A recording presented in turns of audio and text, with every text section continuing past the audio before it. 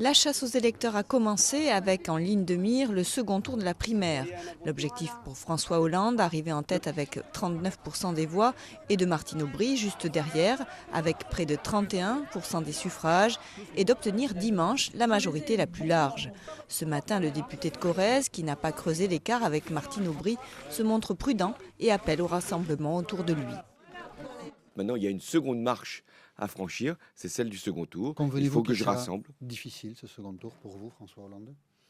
Il est ouvert ce second tour et ce serait prétentieux de ma part de dire je suis arrivé en tête, j'ai déjà un certain nombre de ralliements, la victoire s'annonce. D'ailleurs, ce serait désobligeant à l'égard des électeurs.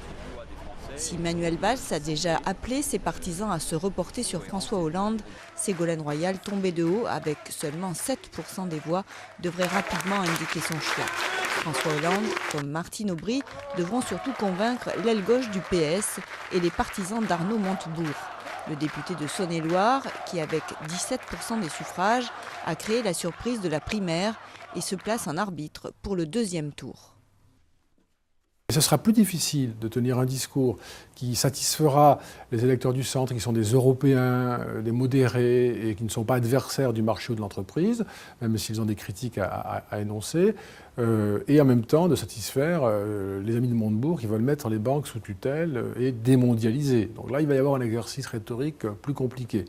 Début de réponse mercredi soir avec le débat télévisé entre Martine Aubry et François Hollande. L'autre grande inconnue de ce second tour, la mobilisation des Français.